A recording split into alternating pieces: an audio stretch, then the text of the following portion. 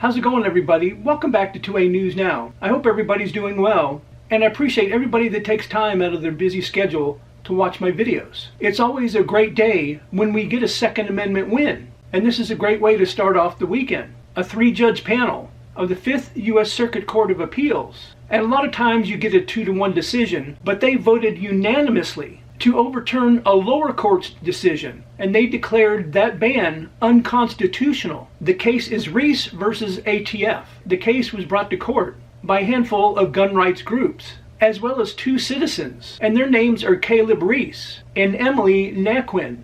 And the attorneys argued that banning law-abiding citizens that are in the age group between 18 and 20 years old, that bans that age group from buying handguns, was a violation of their Second Amendment rights. And this is what Judge Edith Holland Jones wrote in her opinion. The Second Amendment applies fully to 18 to 20-year-olds, and that the federal government failed to provide historical precedent to justify the ban. Ultimately, the text of the Second Amendment includes 18 to 20-year-old individuals among the people whose right to keep and bear arms is protected. She also said that the government's historical arguments were weak, and that post-founding era laws cannot override the Constitution's original meaning. The federal government has presented scant evidence that 18 to 20-year-olds' firearms rights during the founding era were restricted in a similar manner to the contemporary federal handgun purchase ban.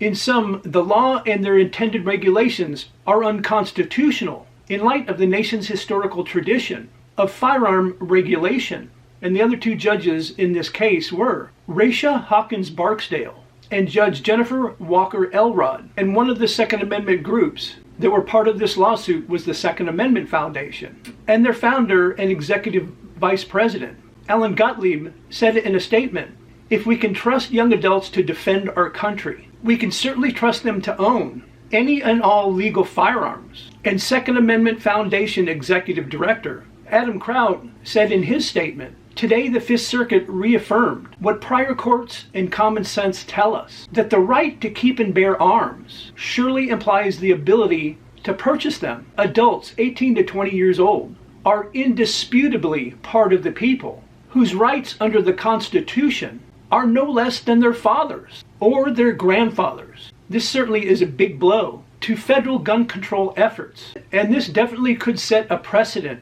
to any future challenges against young adults and firearms. And that actually could trickle down to the individual states. I've said this before, I'm going to say it again.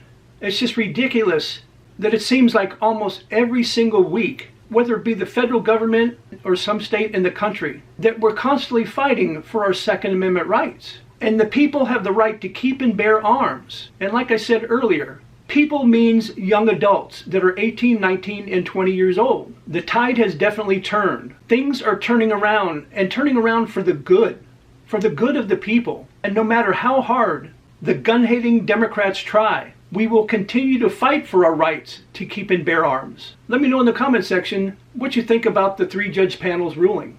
And do you think that if somebody's old enough to fight in a war, then they're old enough to purchase a handgun? And also, I appreciate everybody that supports the channel, from the people that have been with me for a long time, and also the over 3,000 new subscribers this month. And you guys are always crushing it after watching every video by liking, sharing, and subscribing, and hitting those post notifications.